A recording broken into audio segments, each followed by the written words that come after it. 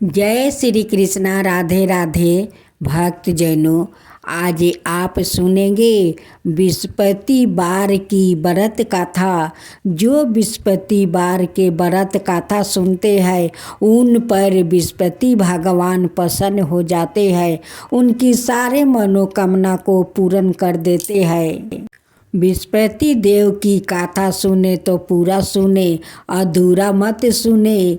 बृहस्पति देव का अनादर हो जाता है, इसलिए भक्तजनों सुने तो पूरा कथा सुने। भगवान बृहस्पति देव उसकी सदाई रक्षा करते हैं। संसार में जो मनुष्य सदा भावना से भगवान जी का पूजन व्रत सच्चे हृदय से करते हैं तो उनकी सभी मनोकामना पूर्ण कर देते हैं। जैसी सच्ची भावना से रानी और राजा ने उनकी गाथा का गुणगान किया तो उनकी सभी इच्छाएं बृहस्पति देव जी ने पूर्ण कर दिया था। इसलिए पूर्ण कथा सुनने के बाद प्रसाद लेकर जाना चाहिए। हृदय से उसका मनन करते हुए जयकारा बोलना चाहिए। बोलो बृहस्पति देव की जय, भगवान विष्णु की जय। बृहस्पति देव की कथा। प्राचीन काल में एक ब्राह्मण रहता था।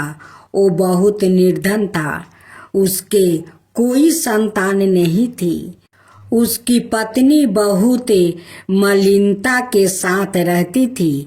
वो स्नान ना करती, किसी देवता का पूजन ना करती। इसे ब्राह्मण देवता बड़े दुखी थे। बेचारा बहुत कुछ कहते थे किंतु उसका कुछ परिणाम नहीं निकला। भगवान की कृपा से ब्राह्मण की पत्नी के कन्या रूपी रतन पैदा हुई। कन्या बड़ी होने पर प्रात स्नान करके विष्णु भगवान का जप और बृहस्पतिवार का वो व्रत करने लगी। अपने पूजन पाठ को समाप्त करके विद्यालय जाती तो अपनी मुट्ठी में जौ भर के ले जाती और पाठशाला के मार्ग में डालती जाती। तब यह जौ सौरन के जो जाते लौटते समय उनको बीन कर घर ले जाती थी। एक दिन वो बालिका सूप में उस सोने के जौ को फटक कर साफ कर रही थी कि उसके पिता ने देख लिया और कहा, हे बेटी, सोने के जौ के लिए सोने का सूप होना चाहिए। दूसरा दिन बृहस्पतिवार था। इस कन्या ने व्रत रखा और बृहस्पति देव से प्रार्थना करके कहा, मैंने आपकी पूजा सच्चे मन से की हो तो मेरे लिए सोने का सूप दे दो। बृहस्पति देव ने उसकी प्रार्थना स्वीकार कर लिया। रोजाना की तरह वो कन्या जौ फैलाती हुई जाने लगी। जब लौट कर जौ बीन रही थी तो बृहस्पति देव की कृपा से सोने का सूप मिला। उसे वो घर ले आई और उसमें जौ साफ करने लगी, परंतु उसकी माँ का वही ढंग रह गया। एक दिन की बात है कि वो कन्या सोने के सूप में जौ साफ कर रही थी। उस समय उसका शहर का राजपुत्रा वहां से होकर निकला। इस कन्या के रूप और कार्य को देखकर मोहित हो गया और अपने घर आकर भोजन और जल त्याग कर उदास होकर लेट गया। राजा को इस बात का पता लगा तो अपने प्रधानमंत्री के साथ उसके पास गया और बोले, हे बेटा, तुम्हें किस बात का कष्ट है?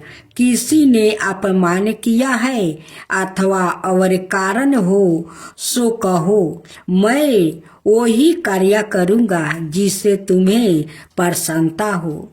अपने पिता की राजकुमार ने बातें सुनी तो वो बोला, मुझे आपकी कृपा से किसी बात का दुख नहीं है। किसी ने मेरा अपमान नहीं किया है, परंतु मैं उस लड़की से विवाह करना चाहता हूँ जो सोने के सूप में जौ साफ कर रही थी।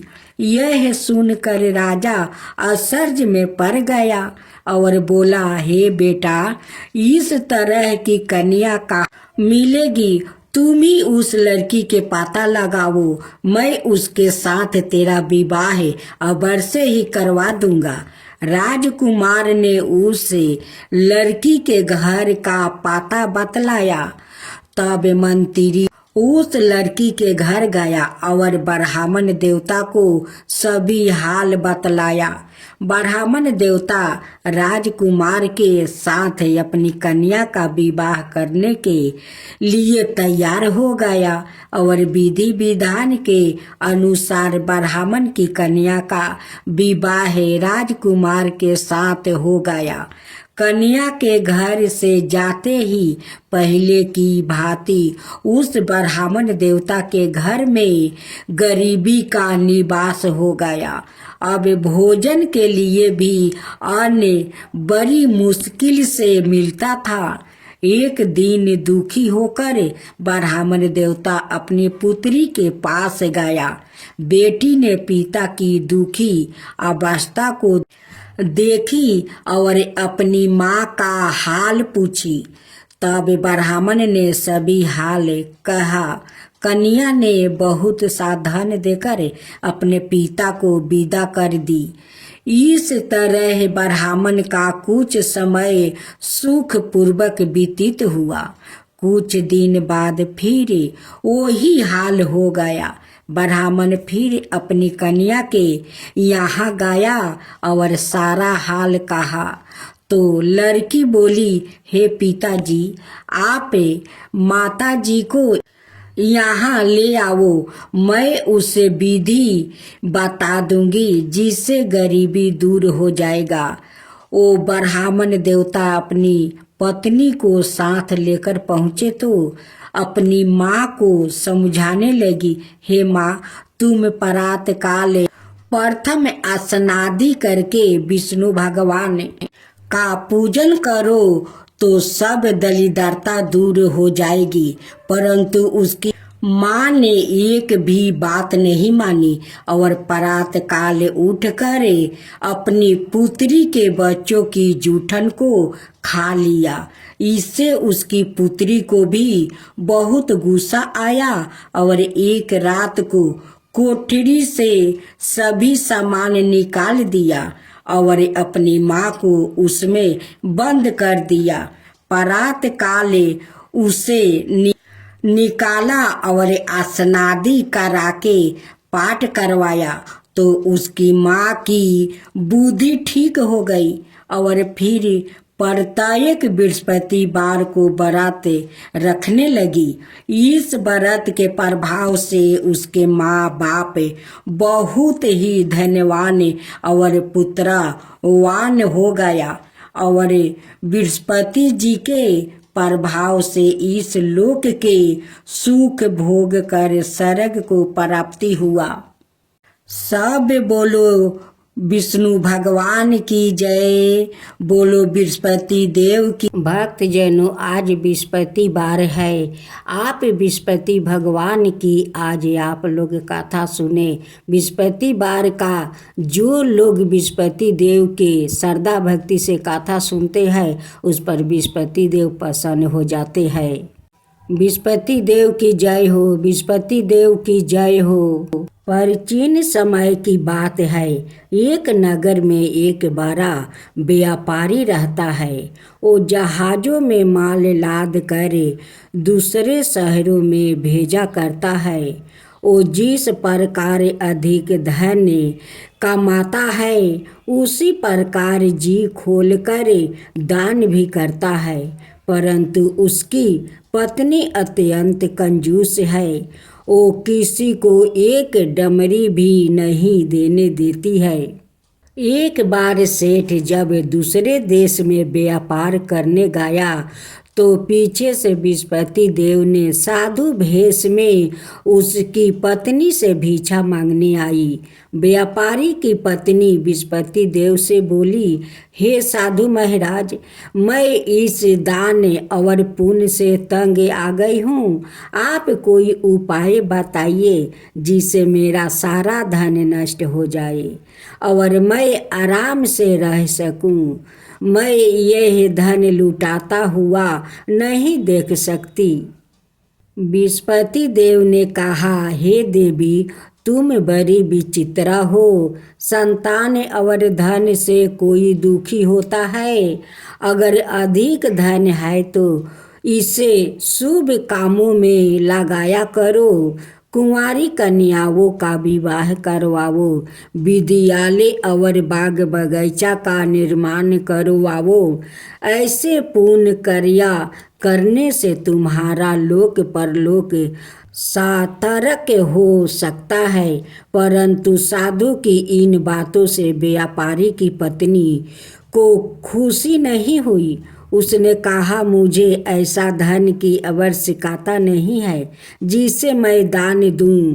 तब विस्पति देव बोले, यदि तुम्हारी ऐसी इच्छा है तो तुम एक उपाय करना। 7 बृहस्पतिवार घर को गोबर से लिपना, अपने केश को पीली मिट्टी से धोना, केशों को धोते समय स्नान करना, व्यापारी से हजामत बनाने को कहना, भोजन में मांस मदिरा खाना, कपड़े अपने घर धोना। ऐसे करने से तुम्हारा सारा धन नष्ट हो जाएगा। इतना कहकर बृहस्पति देव अंतर्ध्यान हो गए। व्यापारी की पत्नी ने बृहस्पति देव के कहे अनुसार 7 बृहस्पतिवार वैसे ही करने का निश्चय किया। केवल 3 बृहस्पतिवार बीते थे कि उसी समस्त धन संपत्ति नष्ट हो गई और वो परलोक सिधार गई। जब व्यापारी वापस आया तो उसने देखा कि उसका सब कुछ नष्ट हो चुका है। उस व्यापारी ने अपनी पुत्री को संताना दी और दूसरे नगर में जाकर बस गया। वहाँ वो जंगल से लकड़ी काट कर लाता और शहर में बेचता। इस तरह वो अपना जीवन बिताने लगे। एक दिन उसकी पुत्री ने दही खाने की इच्छा प्रकट की, लेकिन व्यापारी के पास दही खरीदने के पैसा नहीं थे। वो अपनी पुत्री को आश्वासन देकर जंगल में लकड़ी काटने चला गया। वहाँ एक वृक्ष के नीचे बैठे अपनी पूर्व दशा पर विचार कर रोने लगा। उस समय बृहस्पतिवार था। तभी वहाँ बृहस्पति देव साधु के रूप में सेठ के पास आए और बोले, हे मनुष्य, तू इस जंगल में किस चिंता में बैठा है? तब व्यापारी बोला, हे महाराज, आप सब कुछ जानते हैं। इतना कहकर व्यापारी अपनी कहानी सुनाकर रो पड़ा। बृहस्पति देव बोले, देखो बेटा, तुम्हारी पत्नी ने बृहस्पति देव का अपमान किया है, इसी कारण तुम्हारा यह हाल हुआ है। लेकिन अब तुम किसी प्रकार की चिंता मत करो। तुम गुरुवार के दिन बृहस्पति देव का पाठ करो। 2 पैसे के चने और गुड़ को लेकर जल के लोटे में शक्कर डालकर वो अमृत और प्रसाद अपने परिवार के सदस्यों और कथा सुनने वालों में बांट दो। सवाए भी प्रसाद और चरण मृत लो, भगवान तुम्हारा अवश्य कल्याण करेंगे। साधु की बात सुनकर व्यापारी बोला, महाराज मुझे तो इतना भी नहीं बचता है कि मैं अपनी पुत्री को दही लाकर दे सकूं। इस पर साधु जी बोले, तुम लकड़ियाँ शहर में बेचने जाना, तुम्हें लकड़ियों के दाम पहले से चौगुने मिलेंगे, जिससे तुम्हारे सारे कार्य सिद्ध हो जाएगा। उसने लकड़ियाँ काटी और शहर में बेचने के लिए चल पड़ा। उसकी लकड़ियाँ अच्छे दाम में बिक गई, जिसे उसने अपनी पुत्री के लिए दही लिया और गुरुवार की कथा हेतु चाना गुड़ लेकर कथा की और प्रसाद बांट कर सवाए भी खाया। उसी दिन से उसकी सभी कठिनाइयाँ दूर होने लगी। परंतु अगले बृहस्पतिवार को वो कथा करना भूल गया।